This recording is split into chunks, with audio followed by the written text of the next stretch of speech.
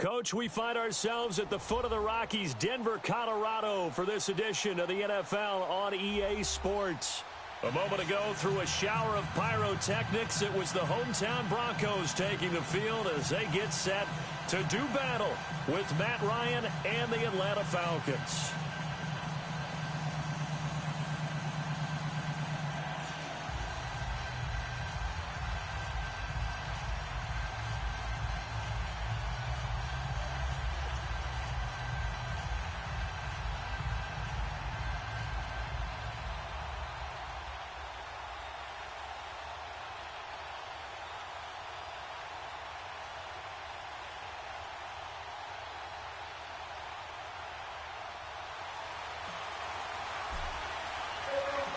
The Broncos will kick. Here's Brandon McManus to start us, and we are off from Denver. On the return, here's Justin Hardy. Solid return, pretty good field position. They'll start at the 32-yard line.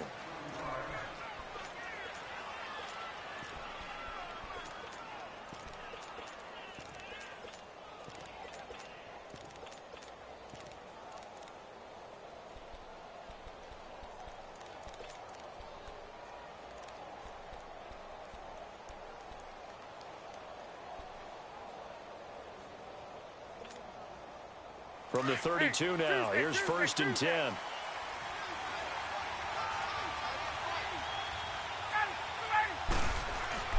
Now a play fake here on 1st down. He'll be brought down by the Broncos. It's a sack. Von Miller in there to drop him, and it'll be a loss of about 8.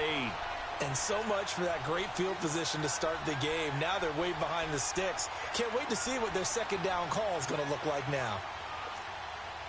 Got to imagine the pass rush will be equally intense here on 2nd down following the sack. It's 2nd and 18. Now Ryan. And the hit jarred loose. It's incomplete. Even the greats in this game, and he certainly qualifies as one of them, they're going to have trouble if they continue to throw into double coverage. He better be careful. Throwing into too much double coverage might have a couple of them picked off. An incomplete pass on that last play, and that means they'll need to come up with something here on 3rd down. And this is taken in one-handed. What a catch. They wind up getting 16, but even that's not quite enough. It's 4th down. That was a terrific catch. I mean, to go up there and get it one-handed like that, but I almost want to go into that riff about back in my day, the gloves weren't quite like this. When did gloves really become prevalent, just in general? I think in the 80s. I think as we started to move through the 80s, especially as we got towards the latter part of that. But a lot of those were really like baseball batting gloves to begin with not much of a tacky area on the glove. In fact, there was none. I actually remember in cold weather games wearing the old scuba gloves, which you'd wear when you're diving, but they would split too easily in the course of a game. Then the glove manufacturers got smart and started adding to it, and here we are today. They'll run for the first time with Devontae Freeman. And he'll be brought down at the 50 after a gain of about 5. Despite the blitz, they're still able to pick up a nice solid gain. The disadvantage of blitzing often alters the normal spacing and run fits and leaves creases like they were able to exploit right there.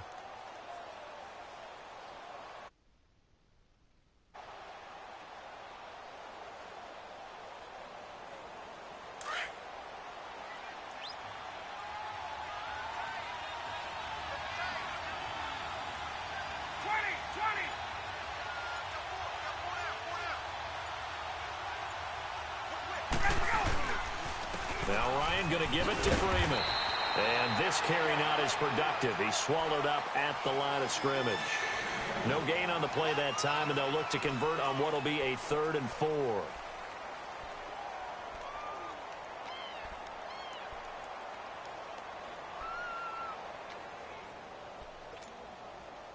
And on 3rd down, a nickel formation here defensively.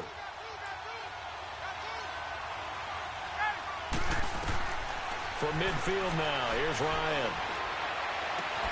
Into double coverage, and it's intercepted. Picked off by Adam Jones.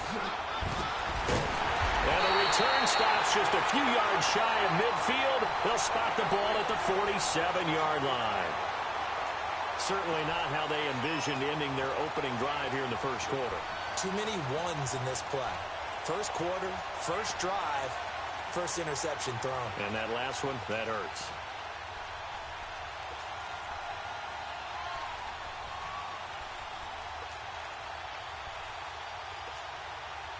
Keenum going to lead the Broncos up now 1st and 10.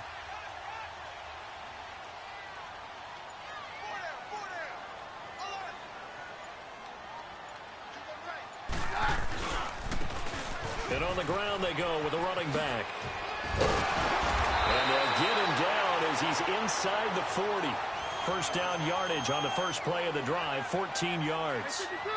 Love the run right there, and when you analyzed him coming out of college, when you tried to put a grade on him, you saw the flashes while he was in school, but you didn't see the full production. You didn't see the finished product. He's a little bit raw, but you can see why people liked him.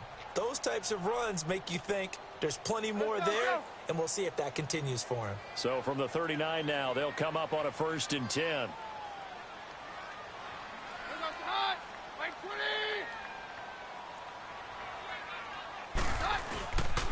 First carry of the game here for Royce Freeman. And a short gain there down to the 37-yard line.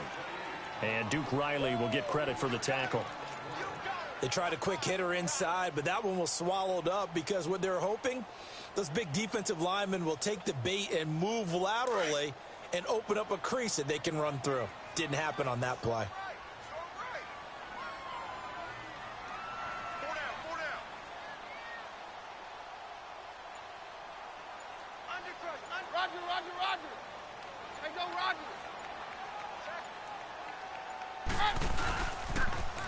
Now they'll run it on the toss. And he's got some space here. And all the way home for a Broncos score. A great play there. 37 yards. And the Broncos have taken the early lead. I know we don't talk about it enough, but the intelligence level of the guys up front blocking, the offensive linemen, maybe the smartest guys in football overall. Add in a little bit of athleticism and a whole lot of toughness, you've got a lot to deal with, don't you? That's why the guys in the backfield get them really nice Christmas gifts, right? If they're smart, they do. Now McManus on to kick this one off. Now Hardy on the return.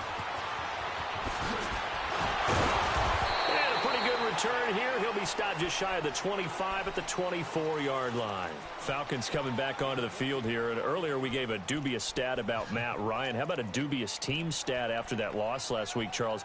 Falcons first team since 1966 to score 36 points or more in back-to-back weeks and lose both games. Well, that doesn't even make any sense because their head coach Dan Quinn, what's his background?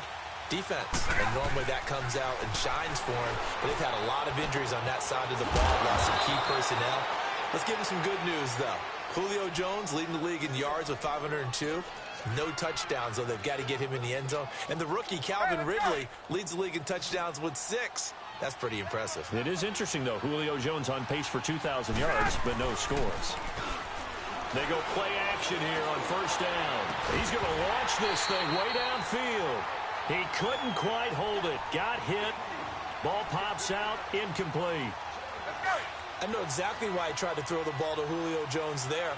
He's never considered covered. He's either too fast or too strong. You always try and get it to him. Especially on those deep passes. And he'll be taken down right around the 41-yard line. 9 yards on the pickup there as they'll be left with 3rd and 1.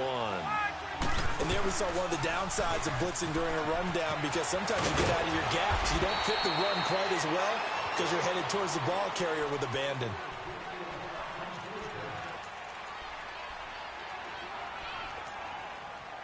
On the heels of that good carry by Devontae Freeman, here's 1st and 10. Off the play fake to Freeman. It's Ryan. And he can't find anywhere to go with it. And he goes down. Hindsight is 20/20, partner. Maybe they should have kept it on the ground again. Well, it almost looked like the O-line was run blocking again. I mean, they opened up a big hole last time. This time they opened up a hole, and the quarterback got sacked. Caught on the right side by Jones. And he works it to the 30-yard line here, right at the 30. 8 yards on the completion, but now they face third down. One thing you're hoping for when you run drag routes, you're able to hit a receiver in stride, and he can pick up a lot of yardage after the catch. But in this situation, the defense was effective, able to stop him before you get a good head of steam going. Over the middle, the catch by Coleman. And he'll be a couple yards shy of the red zone here at the 22-yard line. It'll be a gain of 8 yards, and that's going to bring up a fourth down. They'll run it with Coleman. And, boy, this is going to be close. That mark looks a little short, and he didn't get there. Dan Quinn's guys unable to come through there on fourth down. And the Broncos will take over on downs. Keenum going to lead the Broncos up now 1st and 10. Hey, takes 53, 55. Throwing on first down is Keenum. Finding room at the 30. And this is incomplete. Demaryius Thomas, the intended receiver. That'll bring up second down. All right, that one fell incomplete there, but the best quarterbacks, they'll miss on 40% of their throws, somewhere in that neighborhood, similar to a great hitter in baseball who's going to fail 7 out of 10 times and still have a great year. In this case, you want perfection, but way better that it hits the ground instead of going to an opposite color jersey. Now a handoff. It's Freeman. And he'll get this up to the 30-yard line. That one going for a gain of 11 and a Bronco first down. Tremendous blocking by the interior of the offensive line. They didn't just gash him there. They blasted a gaping hole for him to gallop through. I think if he comes back to the huddle, he better be giving them a whole lot of credit and thanking them for that much space to rumble.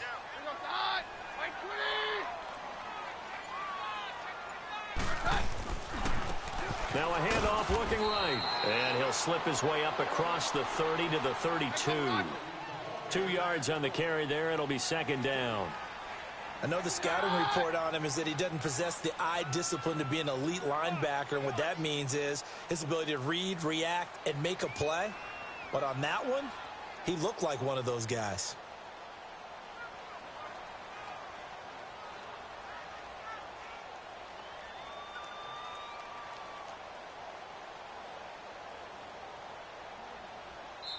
Now with the play clock about to expire, we get a whistle and a timeout.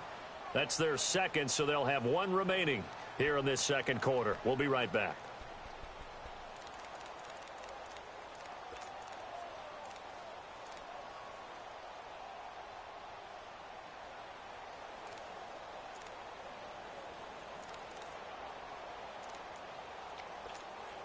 Let's go, let's go.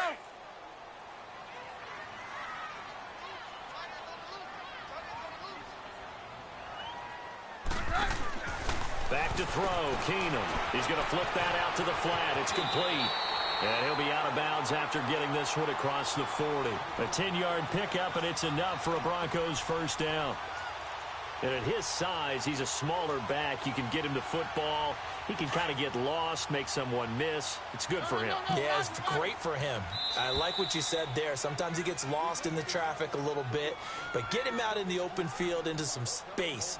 That plays to his strengths the best and keeps him out of it where all the big boys are, you know, make someone miss in the open field. So 2 first downs, and that moves the ball to the 42 now, 1st and 10.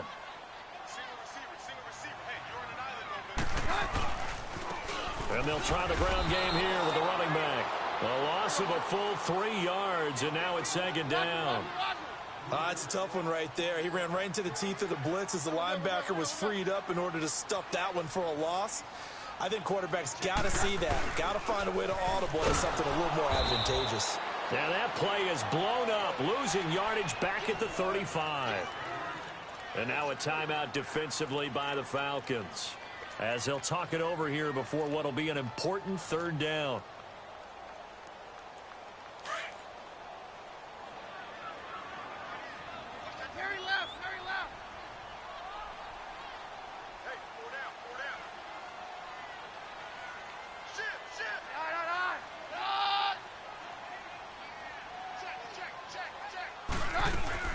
They'll fake the give. Now Keenum. And he couldn't hang on to it through the contact. Incomplete.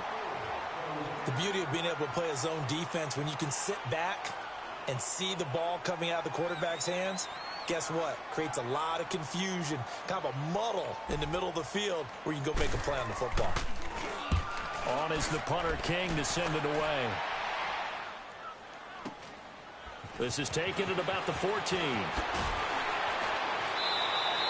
It's a net of 40 there, a punt of 48, and a return of 8. And the Falcons will be taking over 1st and 10.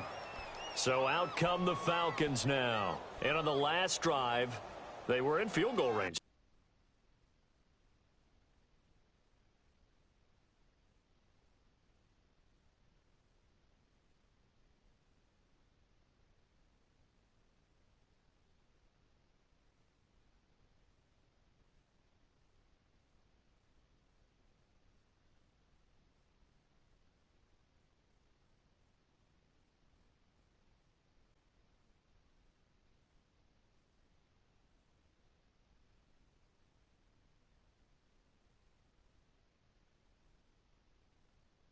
They just opted not to kick it, didn't get it. How does that change the mentality this go-around? I don't think it changes much for the head coach because this is what he preaches all the time. Attack at all times in any spot on the field, and he likes touchdowns, not field goals. Now, your field goal kicker, you've got to make sure you nurse him through and say, okay, don't worry about it. When we need you, you've got to be ready to go. And the team, of course, loves to see points on the board. So let's see if it changes a little bit in the same spot again. Yeah, we'll see what the decision is here if they get to that spot. He's airing it. And now this is intercepted. My goodness. Picked off by Shamarko Thomas. And he'll get this one out to the 50 to the midfield stripe. Well, they didn't exactly show patience there, did they? Just down a score, they come out firing right away and compound things by throwing an interception. They put their defense in a really tough spot. Good starting field position for them here as they come up 1st and 10. After the interception, here's Keenum.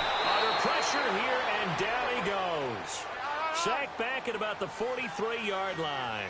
Jack Crawford busting through to get him for a loss of 6. Yeah, we're good, we're good. Take 52, 55, 52. 53. Hey, go, Roger. Hey, orange. Keenum to throw on 2nd down. And the catch made. This is Emmanuel Sanders. And he'll take it into the end zone for a Denver score.